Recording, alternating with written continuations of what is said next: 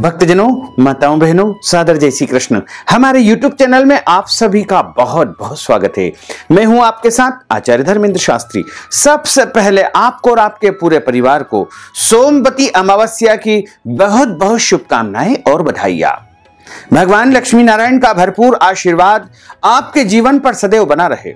आप सभी सुखी रहें, स्वस्थ रहें, व्यस्त रहें और मस्त रहें। प्रत्येक माह के जो कृष्ण पक्ष की अंतिम तिथि होती है उसे अमावस्या कहा जाता है और अमावस्या पूरे वर्ष में लगभग 12 बार आती है, यानी प्रत्येक माह में एक बार अमावस्या आती है। प्रत्येक महीने की जो अमावस्या होती है उसका अलग अलग महत्व धर्म ग्रंथों तथा हमारे पुराणों में बताया हुआ है।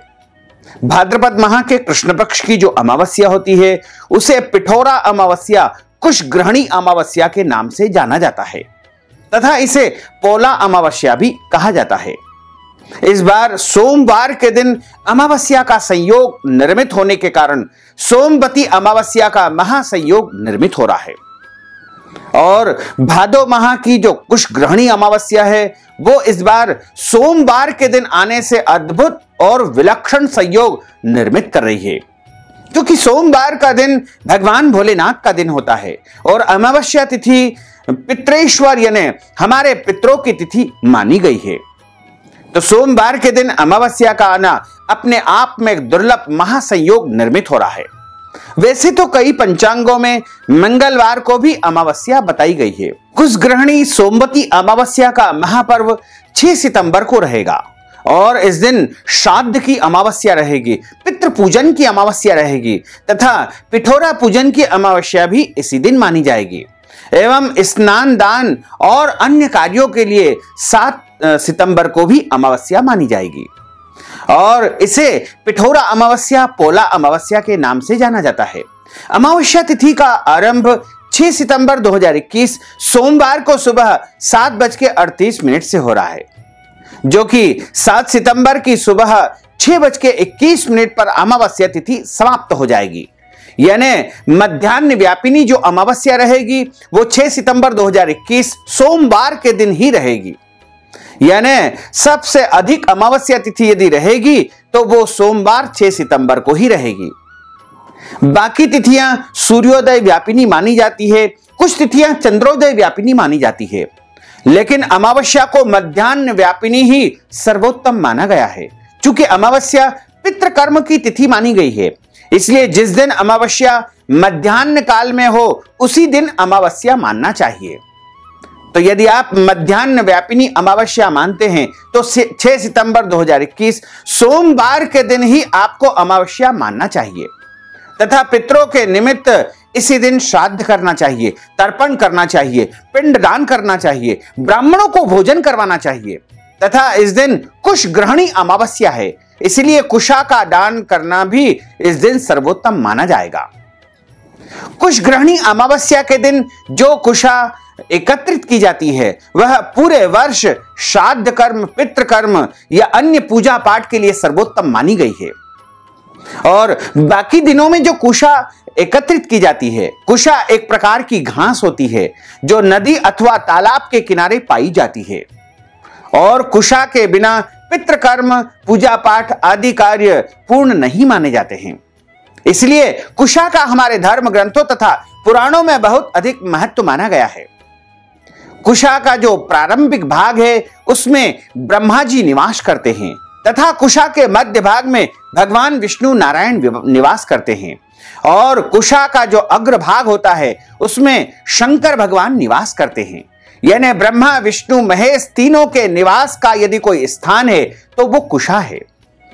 इसलिए इस अमावस्या के दिन गायत्री मंत्र का उच्चारण करते हुए एक एक कुशा एकत्रित करना चाहिए और जो कुशा इस दिन एकत्रित की जाएगी वह पूरे वर्ष पूजन के लिए सर्वोत्तम मानी जाएगी। और यदि आप चाहें तो ब्राह्मणों को या मंदिर में कुशा का दान करेंगे तो आपके जन्म जन्मांतर के पाप दोष नष्ट हो जाएंगे। कुशा का दान सर्वोत्तम दान माना जाता है। इसी प्रकार इस दिन सोमवती अमावस्या है तो भगवान शंकर जी का विशेष पूजन अर्चन तथा अभिषेक करना चाहिए और इस दिन महामृत्युंजय मंत्र का जाप भी आप कर सकते हैं।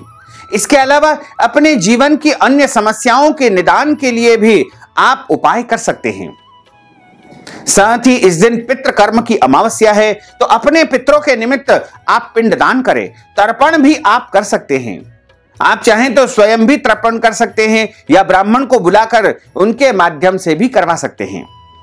तो आपको सबसे पहले सोमवती अमावस्या के दिन यानी 6 सितंबर 2021 सोमवार के दिन सुबह जल्दी उठना है और उठने के बाद में स्नान आदि नित्य कर्म से निवृत्त होकर के सबसे पहले अपने भगवान का पूजन अर्चन करें तथा सूर्य भगवान को जल अर्पित करें। उसके पश्चात पितरों को जलांजलि अर्पित करें और एक रोटी बिना नमक की तैयार करके उसमें गुड़ तथा घी मिला करके और अग्नि प्रज्वलित करके जहां पर हम जल रखते हैं, यानी हमारे घर में जो पानी की पंडेरी रखी जाती है, जल रखने का स्थान होता है, वहां पर यदि कच्ची जमीन है तो गोबर से लीप कर और पक्की जमीन है, पक्का फर्श है तो पोछा लगा करके और एक मिट्टी के पात्र में सिगड़ी में हवन कुंड में अग्नि की स्थापना करें। उसके बाद बिना नमक की जो रोटी आपने तैयार की है उसमें गुड़ तथा घी मिला करके अग्नि के ऊपर 5 आहुति आपको प्रदान करना चाहिए। ओम प्राणाय स्वाहा, ओम अपानाय स्वाहा, ओम व्यानाय स्वाहा, ओम समानाय स्वाहा, ओम उदानाय स्वाहा। इस प्रकार 5 आहुति यदि आप अपने पितरों के निमित्त प्रदान करेंगे तो निश्चित तौर से उससे जो धुआं निकलेगा वह सीधा पितृलोक को जाएगा और आपके परिजन उस धुएं से तृप्ति को प्राप्त करेंगे और आपको भरपूर आशीर्वाद प्रदान करेंगे। इसी के साथ इस दिन आपको गरीब लोगों को, जरूरतमंद लोगों को वस्त्र दान करना चाहिए, छाता का दान करना चाहिए, जूते का दान करना चाहिए और ब्राह्मण को इस दिन भोजन करवाने का बहुत अधिक महत्व माना जाता है। यदि आप ब्राह्मण को भोजन करवाएंगे तो सीधा आपके पितरों को प्राप्त हो सकेगा।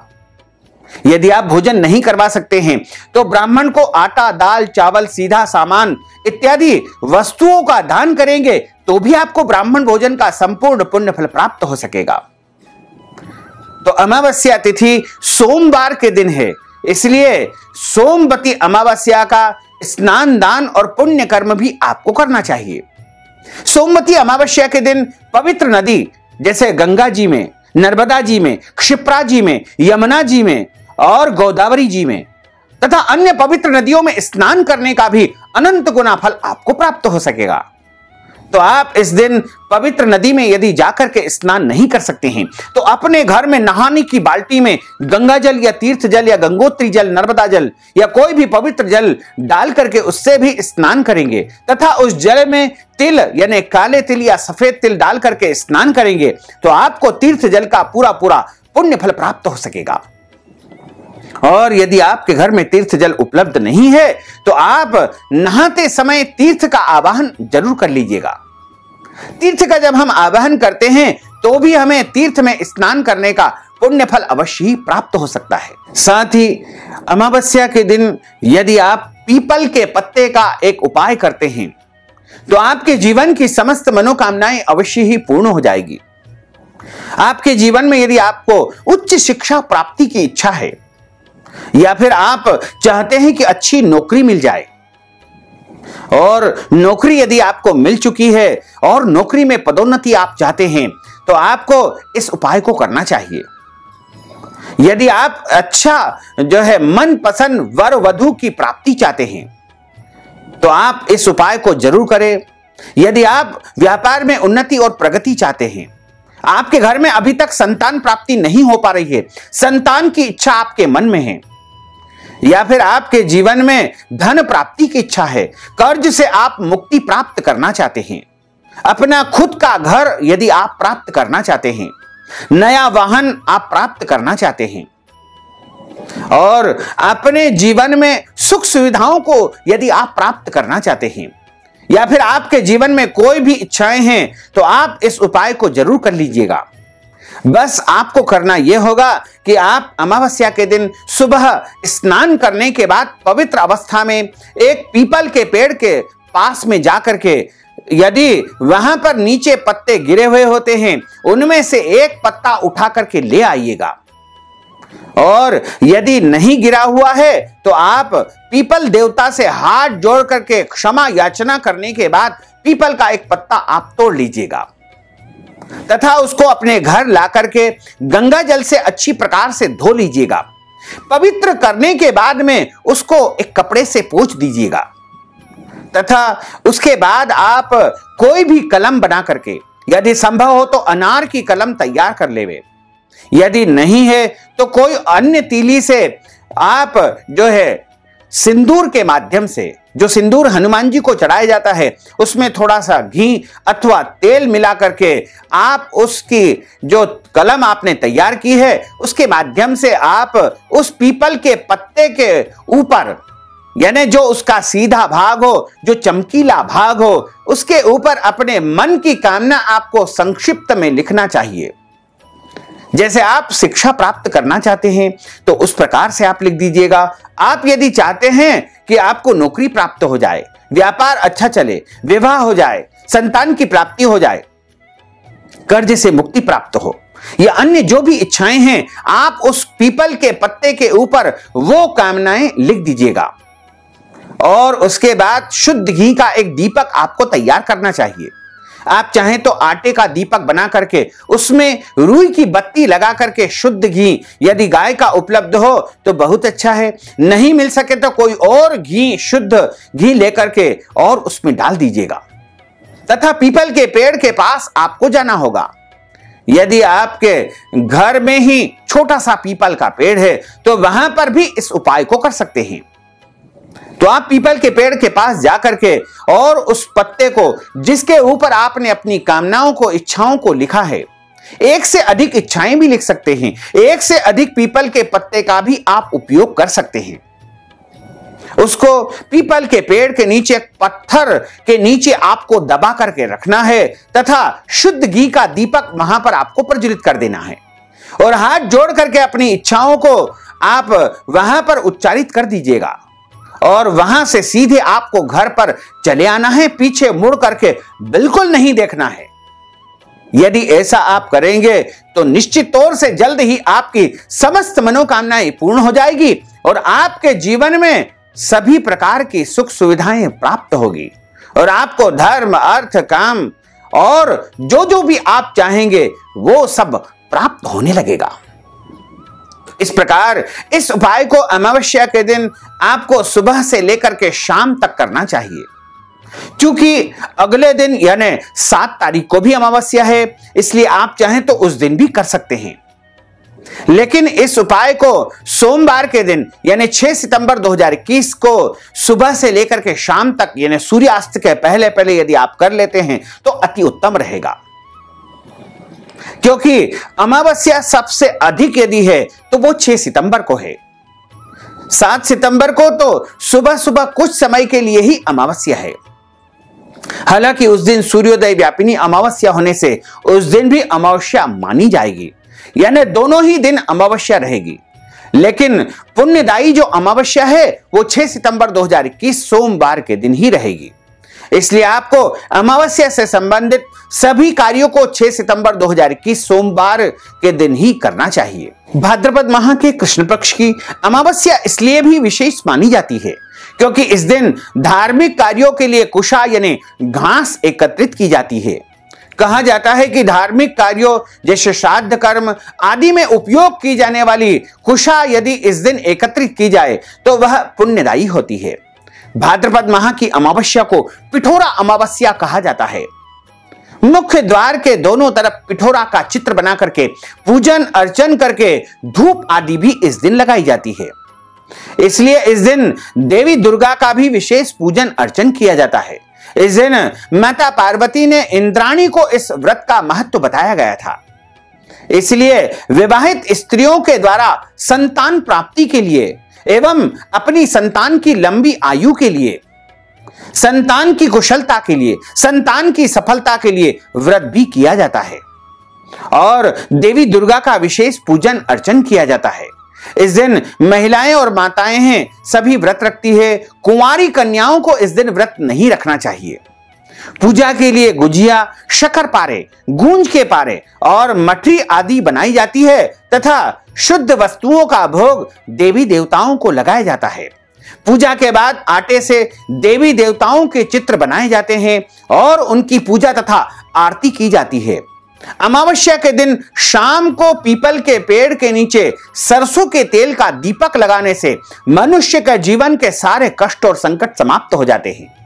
यदि आपको शनि देव की साढ़े साती चल रही है, अड़ैया चल रहा है या कोई और प्रकोप है, तो आपको शाम के समय सरसों के तेल का दीपक अवश्य लगाना चाहिए तथा अपने पितरों की प्रसन्नता के लिए, पितरों को तृप्त करने के लिए पीपल के पेड़ की परिक्रमा भी की जाती है और तुलसी जी की भी परिक्रमा की जाती है।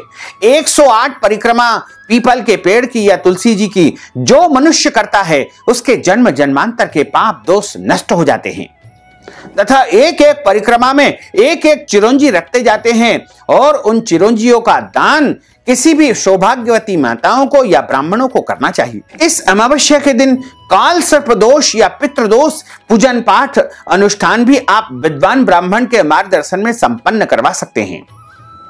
यानी अमावस्या जो होती है वह बहुत ही पुण्यदायी मानी जाती है। इस दिन हमारे मृतक परिजनों के निमित्त जो भी कर्म करेंगे सीधा सीधा उनको प्राप्त हो सकेगा। इस अमावस्या को श्राद्ध की अमावस्या मानी गई है, इसलिए इस दिन अपने पितरों के निमित्त कर्म करना चाहिए, दान पुण्य करना चाहिए, ब्राह्मणों को भोजन करवाना चाहिए और अन्य पुण्य कार्य अवश्य ही करना चाहिए।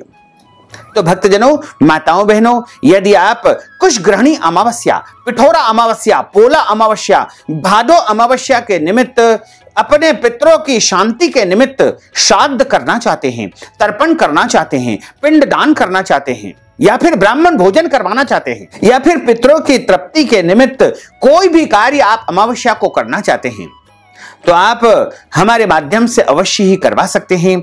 हमारे व्हाट्सएप के माध्यम से अपने पितरों का तथा अपना नाम गोत्र भेज करके और नगद राशि हमारे पेटीएम के माध्यम से, गूगल पे के माध्यम से, फोन पे के माध्यम से या अकाउंट नंबर के माध्यम से या व्हाट्सएप पेमेंट के माध्यम से यदि पहुंचा करके अपना नाम तथा गोत्र भेज करके नगद राशि पहुंचा देंगे तो आपके पितरों के निमित्त हम ब्राह्मण भोजन या फिर पितृदोष शांति या गौ माता की सेवा या गौ माता के लिए चारा इत्यादि के लिए दान पुण्य अवश्य ही कर देंगे और आपको सोमवती अमावस्या, पोला पिठोरा अमावस्या का पूर्ण फल प्राप्त हो सकेगा। तो भक्तजनों, माताओं बहनों, हमने जो ज्ञानवर्धक जानकारी आपको प्रदान की है उसको आप अधिक से अधिक लोगों को शेयर करिएगा, लाइक करिएगा, कमेंट करिएगा और यदि अभी तक आपने सब्सक्राइब नहीं किया तो अभी और इसी समय हमारे और आपके YouTube चैनल को सब्सक्राइब अवश्य कर लीजिए। आपको और आपके पूरे परिवार को सादर जय श्री कृष्ण, सादर धन्यवाद।